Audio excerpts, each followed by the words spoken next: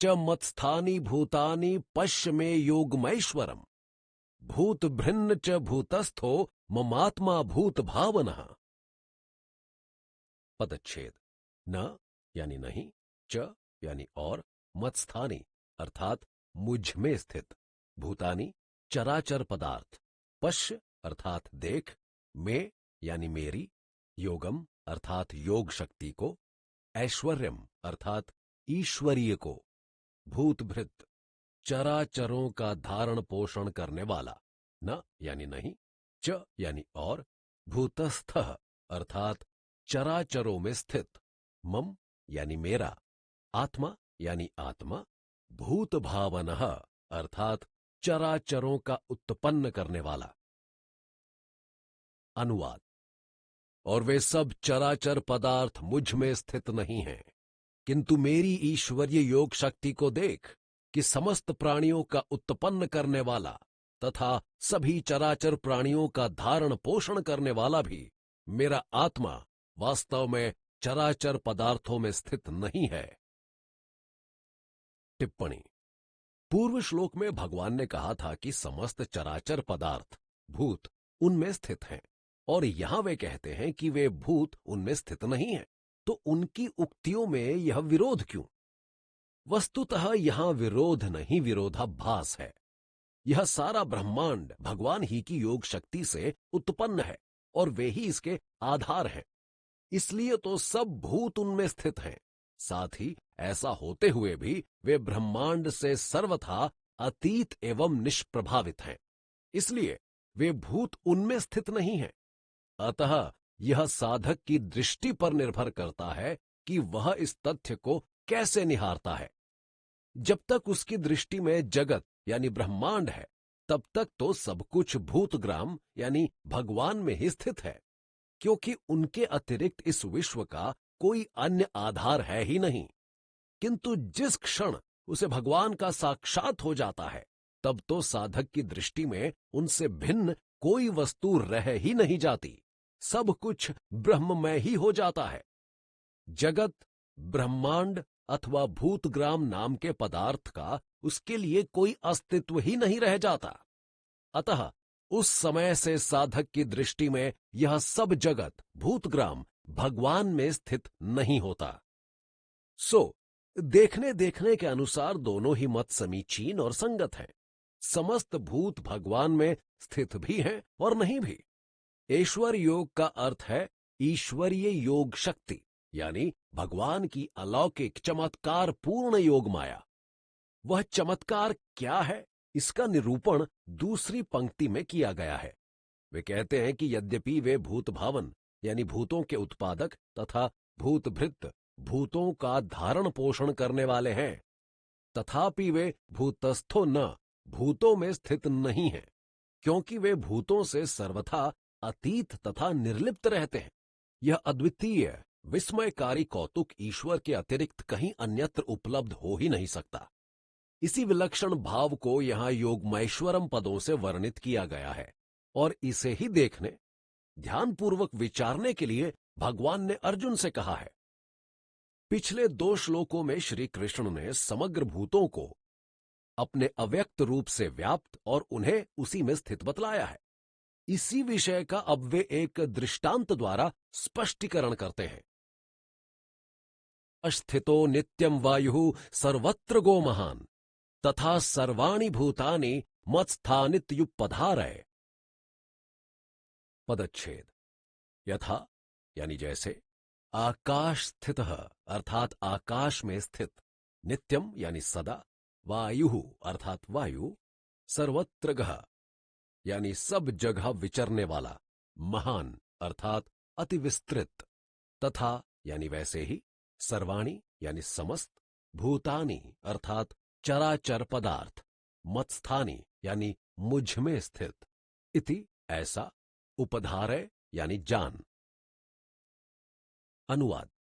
जैसे आकाश से उत्पन्न सब जगह विचरने वाला अति विस्तृत वायु सदा आकाश में ही स्थित रहता है, वैसे ही मेरे संकल्प से उत्पन्न समस्त चराचर पदार्थ मुझ में ही स्थित रहते हैं, ऐसा जान।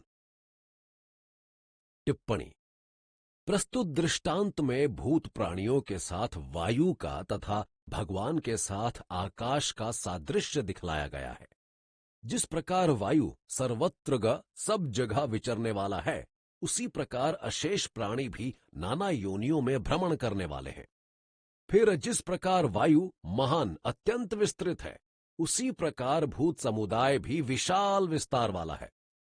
इसके अतिरिक्त यह सर्वविदित है कि वायु की उत्पत्ति, स्थिति एवं प्रलय आकाश में ही होने के कारण वह कभी किसी भी अवस्था में आकाश से अलग नहीं रह सकता, सदा ही आकाश में स्थित रहता है। और इतना होने पर भी आकाश का वायु से तथा उसके चलने व रुकने आदि विकारों से कुछ भी संबंध नहीं होता है, और वह सदा ही उससे अतीत एवं निर्लिप्त रहता है। उसी प्रकार समस्त प्राणियों की उत्पत्ति, स्थिति एवं प्रलय का आधार भगवान के संकल्प के ही होने के कारण समग्र भूत सदा भगवान में ही स्थित रहते हैं, और इतना होने पर भी भगवान का सभी भूतों से तथा उनके कर्म करने व फल मिलने आदि विकारों से कोई भी संबंध नहीं होता, और वे सदा ही उनसे अतीत एवं निर्लिप्त रहते हैं। पिछले श्लोक में भगवान ने अपने आप को भूत भावन एवं भूत भृत बतलाया है।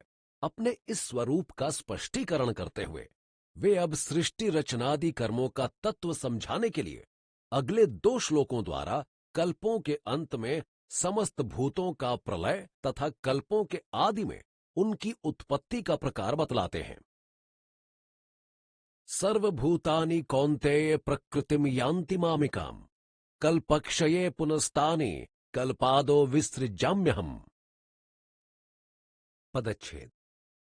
सर्वभूतानि समस्त चराचर प्राणी, कौन्तेय अर्थात हे कुंती पुत्र अर्जुन, प्रकृतिम अर्थात प्रकृति को, यान्ति यानी जाते, प्राप्त होते हैं, मामिकाम अर्थात मेरी को, कल्पक्षय अर्थात कल्पों के अंत में, पुनः यानी फिर, तानि उनको, कल्पादौ अर्थात कल्पों के आदि में, विसृजामि छोड़ देता हूं अर्थात रचना करता हूं, अहम यानी मैं। अनुवाद।